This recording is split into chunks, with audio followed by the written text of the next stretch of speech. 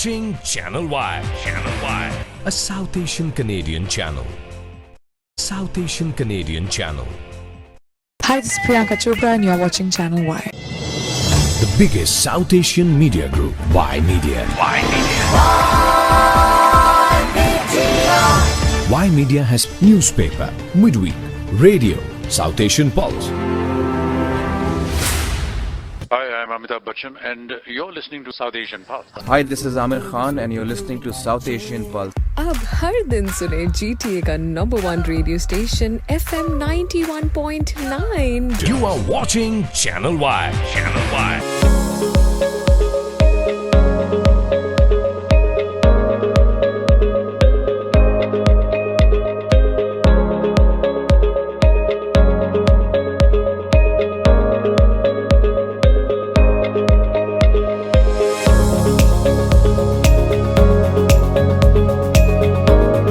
Prime Minister, welcome. It's a pleasure to be here. It's a pleasure to be back. Online, SouthAsianDaily.com. The biggest South Asian media group, Y Media.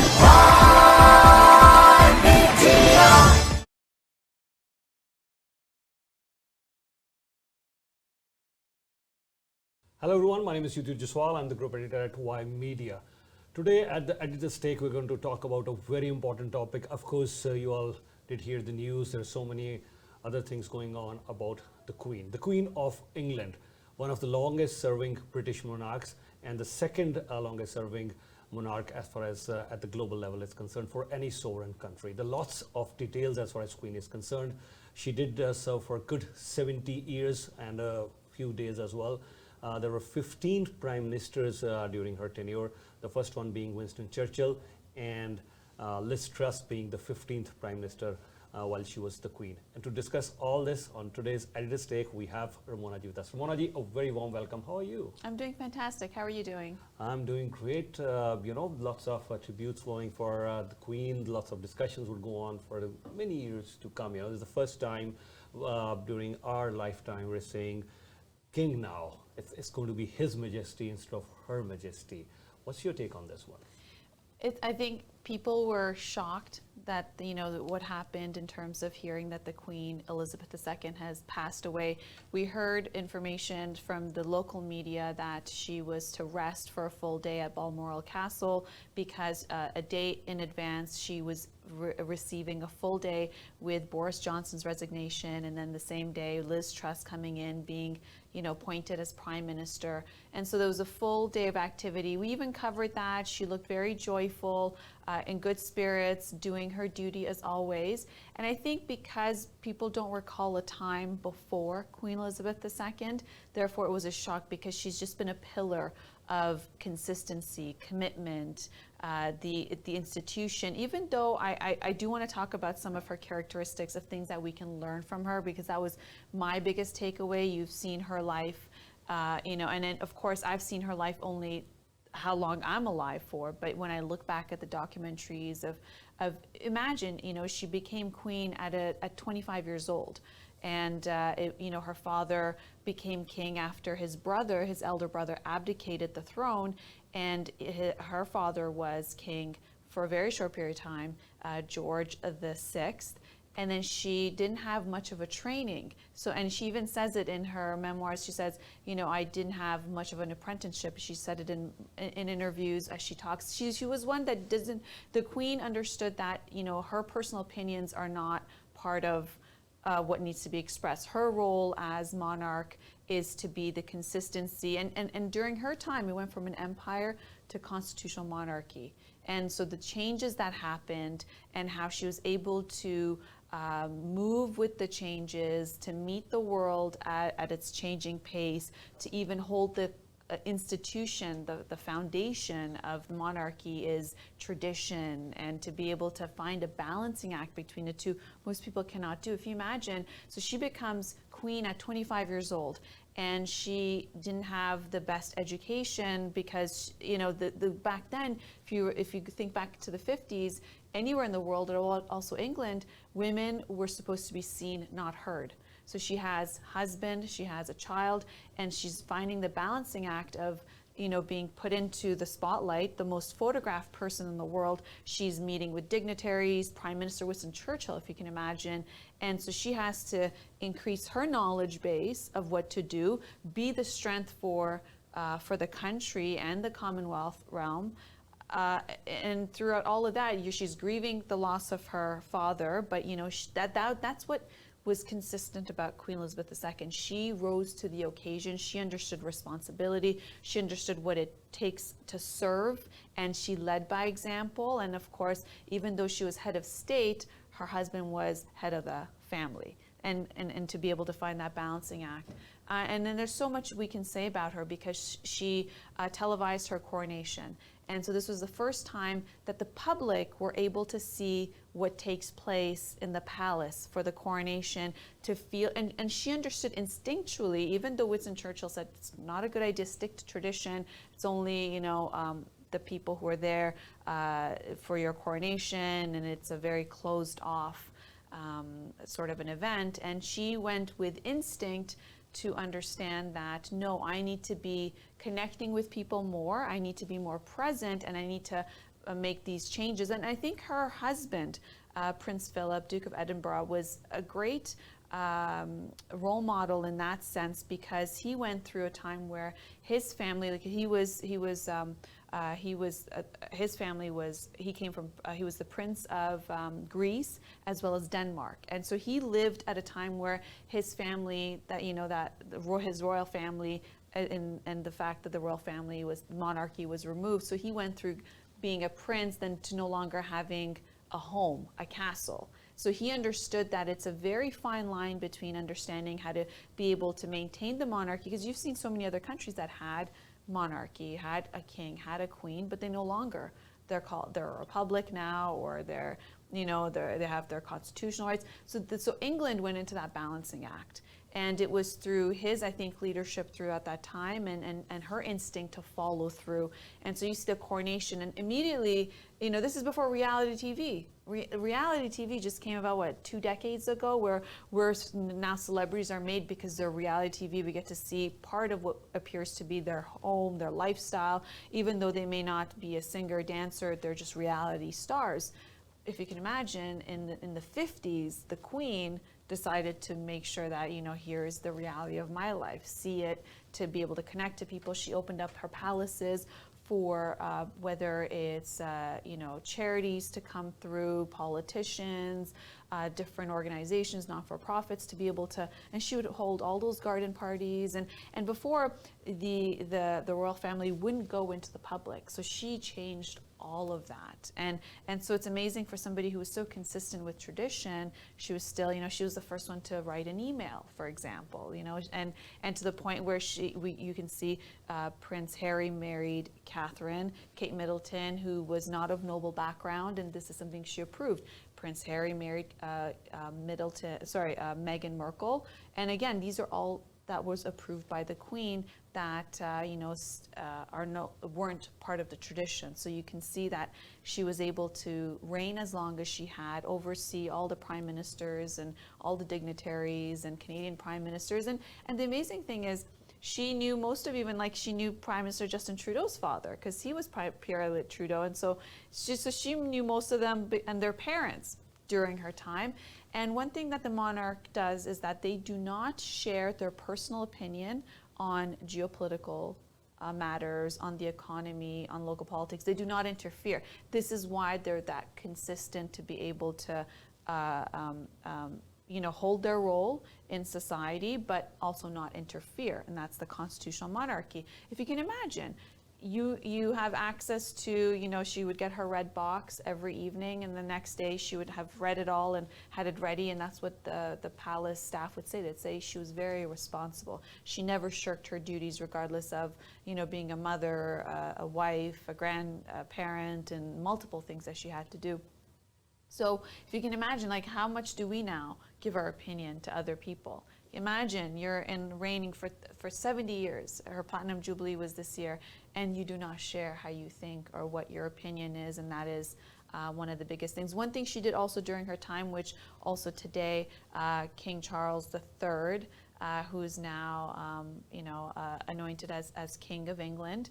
He also confirmed, and this happened during his mother's time, that any of the proceeds that come through the sovereign wealth, that they would pay taxes. So she was the first monarch to pay taxes, to say, I'm going to put back into the community for it to be, distributed, because there is a budget that goes to the monarch for them to do their duty. But she's like, I'm going to pay taxes. So anything that comes through the wealth, through the monarch, then it goes back into the community, goes back into the government, so it can go back to people. So today, as he did his swearing in to be appointed as king, he mentioned that, and that's the consistency of how you survive as monarch in this day and age. Yeah, just quickly, adding on to just what you just mentioned. She's been very consistent. She didn't voice her concerns, or she didn't really interfere, for that matter, even in circumstances when economy was not in very good shape in England. Do you think now His Majesty would be able to do that? Well, he didn't in the past when he was Prince Philip. Prince of Wales, he didn't do that. He wrote letters in the past, and he's been very outspoken about climate change and a few other things. So this is, and even when Donald Trump was the president of the United States, there was a sort of you could see that his opinion was a little bit out there, and I think he didn't even go to that event when the president was there, even though the Queen received him, because the Queen understood that you have to be consistent. You have to be in this ever-changing world. The only consistency was the Queen, because you knew she was going to do her duty, she was going to be there. And most people, I was listening to the 2 days after her passing on September 8th, all of Parliament had seized. All the leaders of the different parties were there in the House of Commons, at Parliament, not House of Commons, in the Parliament in the United Kingdom, and they were sharing their memories of time with the Queen, the Privy Council, the discussions they had with her when she hosted them. She used to see them once a week, and they would all say that no matter how nervous you became when you see her, you were always more at ease after leaving her than when you arrived. And she had this ability to connect with people and really ask questions. The one thing that was consistent about what a lot of people were saying is that she was curious. She would ask a lot of questions. She wanted to learn from you what you had to say, and she would listen very attentively, which I think was the basis of her making some of these critical decisions to ensure that the royal family has been able to sustain as long as they have. So now now that he's king, he's supposed to follow protocol and not interfere. And even though these leaders were saying that, she would, after, their leadership ended, she would always send them an invitation to come see her. And they say she would always ask, how are you doing? And she had a lot of concern, but she never interfered. And so you could see that consistently through it.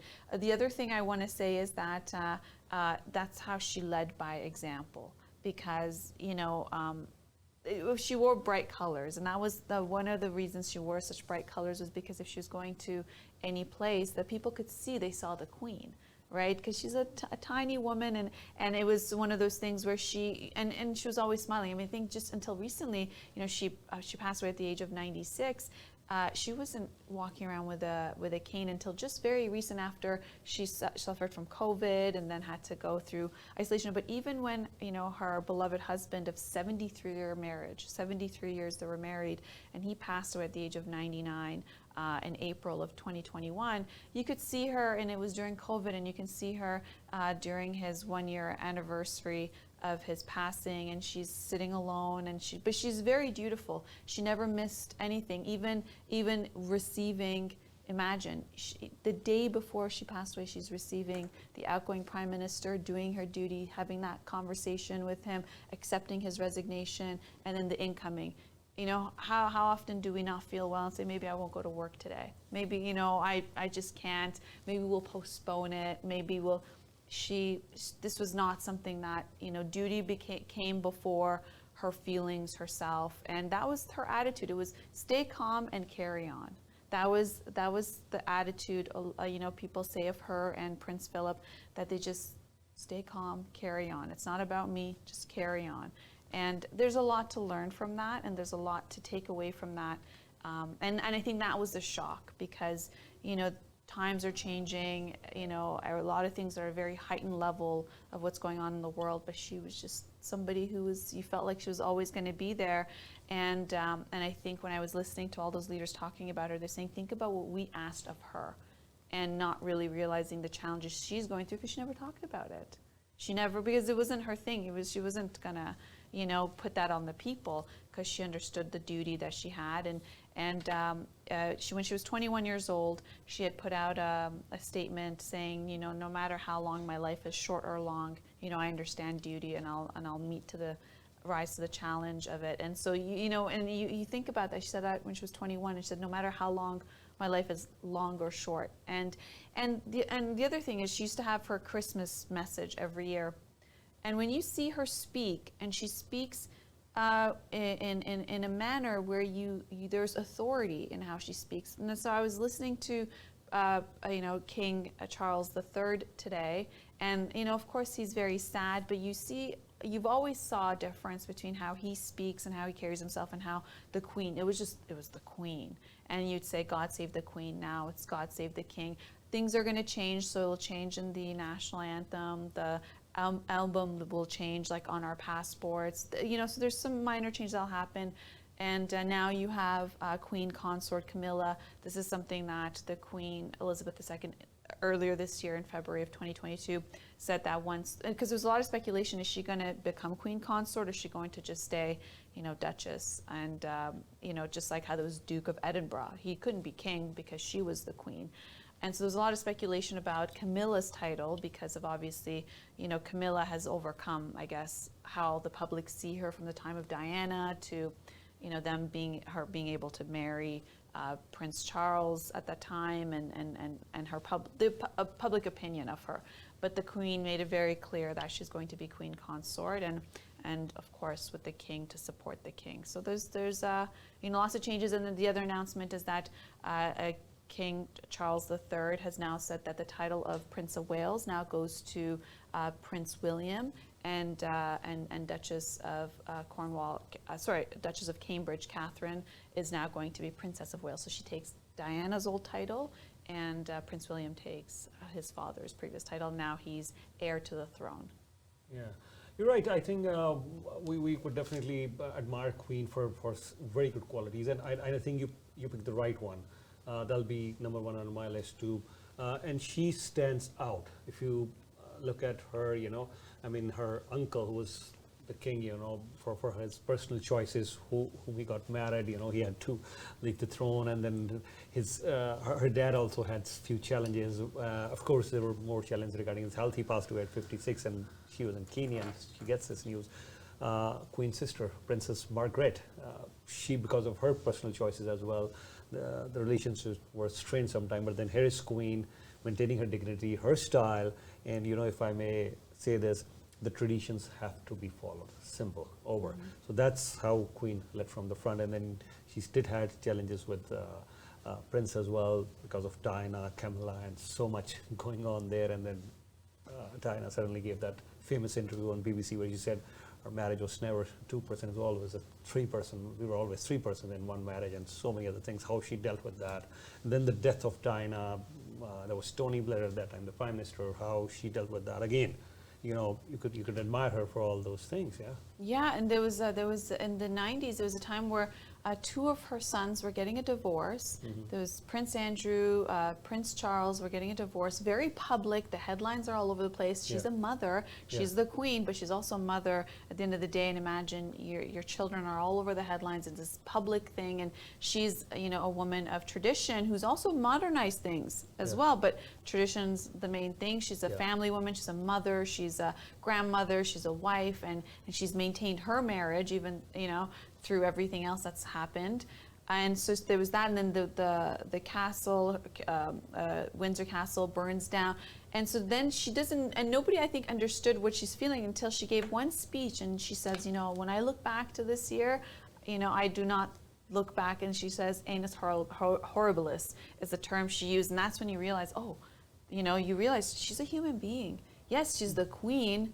She's the queen of England and the Commonwealth, but she's still a human being at the end of the day, and she feels the same things you feel. She has the same, situations, some problematic, some this, and she's always kept that consistency, that face to appear. She didn't have a day where she's like, I don't feel like reading. She'd get the red box that had all the documents of what's happening. She didn't say, oh, I don't feel like doing it. I rather go play with my children, or rather, I want to watch my series, or whatever. She never did any of that. Even till today, they would say that when they visited her, they would see, old heater.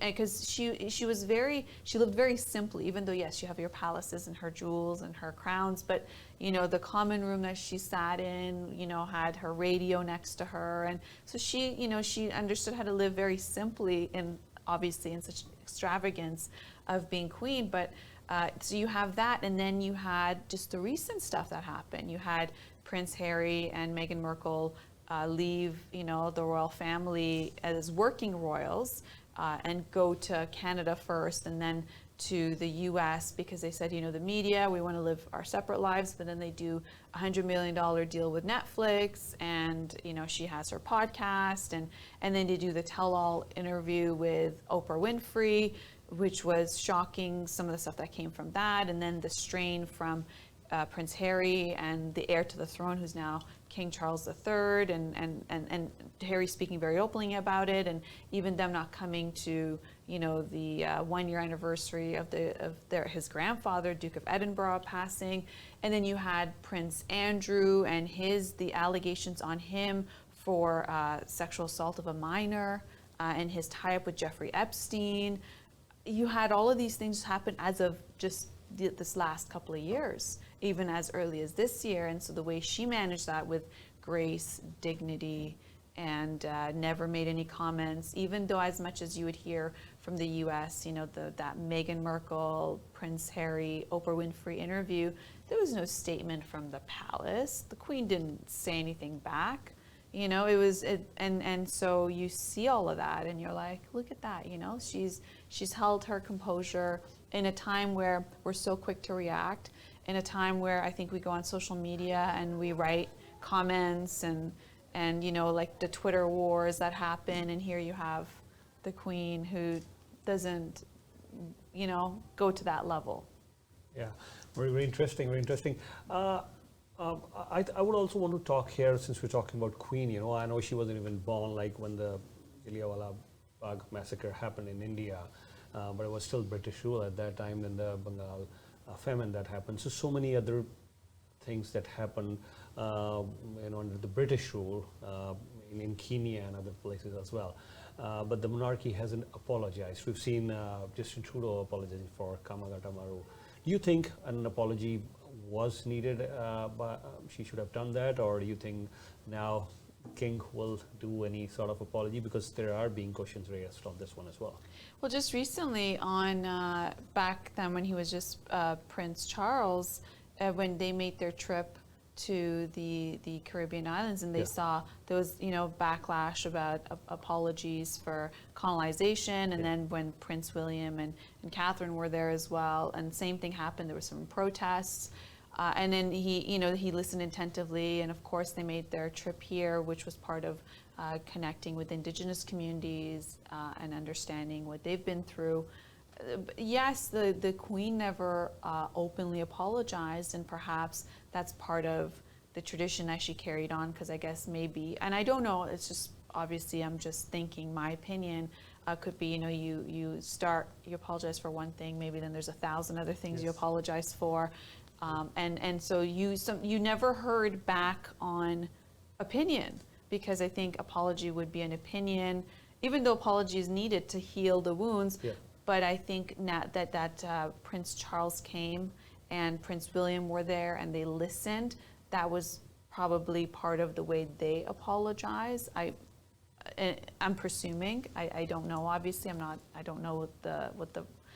Obviously, I don't have any intelligence on what happened, but when Prince Charles, now King Charles III, made the trip just recently to Canada and made met with the indigenous community, and to hear about what their role was in the residential schools. That was, in a way, I think probably the Queen's way of saying, we're listening. Maybe it's not I'm sorry, but I'm listening. Yeah.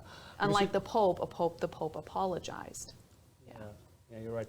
I mean, so many people died in the Bengal famine that time, and the Jallianwala Bagh massacre, it's part of history, but many people are saying apologies. And there's another discussion going on regarding the Kohinoor diamond, because it's not just India or, stake claims to that, but Kohinoor diamond, yes, it was mined in India back then, and then the Mughals took over this one, and then from Mughals there were so many other people, whether it was the Persians or the Afghanis, and then Maharaja Ranjit Singh, he brought it back from Ahmad Shah Durrani, and then from Maharaja Ranjit Singh was with the Sikh Empire, the Kohinoor diamond, and then after Maharaja Ranjit Singh, this Kohinoor diamond was taken to Britain, and India wants it back.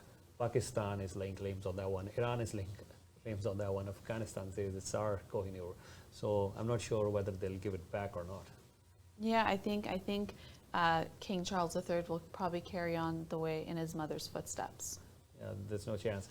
And finally, what do you think about any other things or any other challenges that the king will have right now? Well, I think that you have now you have King Charles III, so let's see how the people will take him on. I think right now there's so much sympathy. There's so much sympathy about the loss of his mother and the loss of the Queen, and I think it's anybody.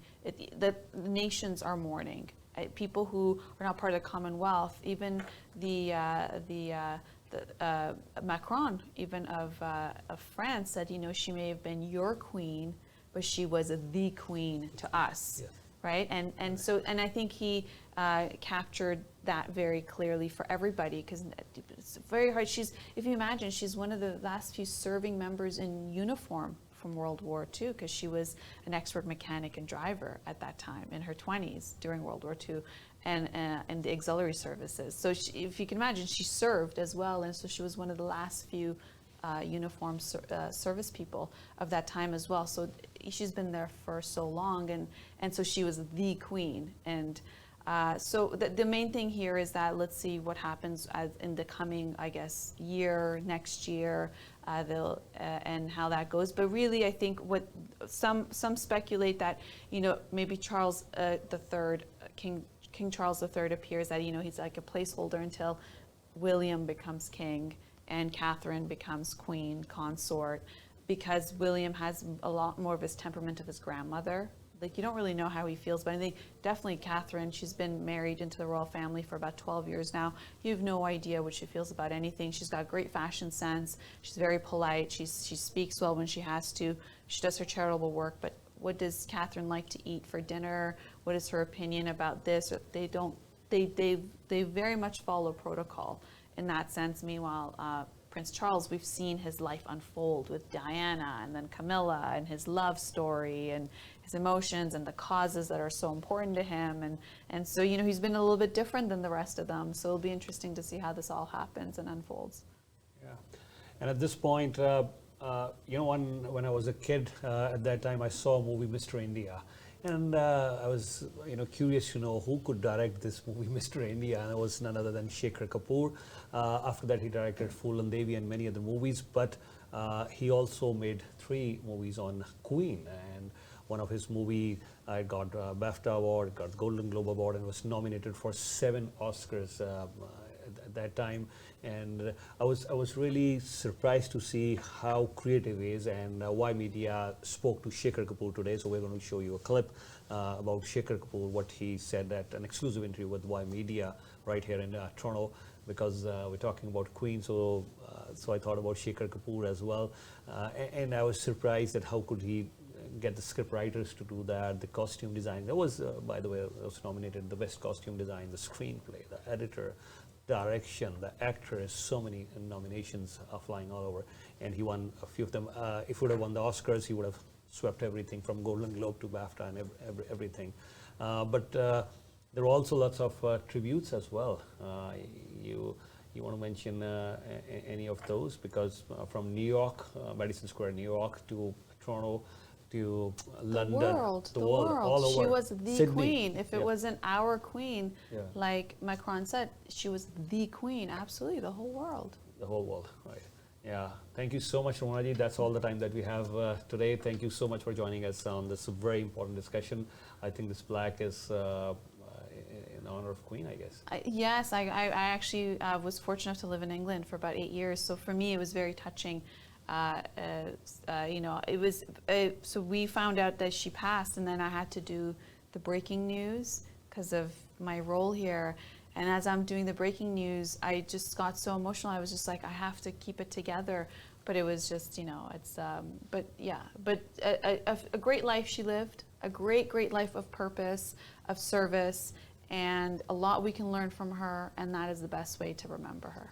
Yeah, there are many interesting facts about Queen. We don't have that much of time, but certainly she didn't need a license to drive. She didn't need the passport to travel, and there are a host of other things. And you rightly mentioned in the 90s, she did decide. Earlier was like she didn't even have to pay the taxes, but then she decided in the 90s to pay the taxes, and there were a host of other things. You know, she runs a lot of charities under her name. There is so much thing, but hopefully we'll discuss as we move along. This is Queen for you, 70 years, the longest serving British monarch. So there's lots of discussion coming your way. Stay tuned on Channel Y. Keep watching Y+. Watching Channel Y. Channel Y. A South Asian Canadian channel. South Asian Canadian channel. Hi, this is Priyanka Chopra and you're watching Channel Y. The biggest South Asian media group. Y Media. Y Media. Y Media has newspaper, midweek, radio, South Asian Pulse. Hi, I'm Amitabh Bachchan, and you're listening to South Asian Pulse. Hi, this is Amir Khan, and you're listening to South Asian Pulse. अब हर दिन सुने GTA का #1 radio station FM 91.9. You are watching Channel Y. Channel Y.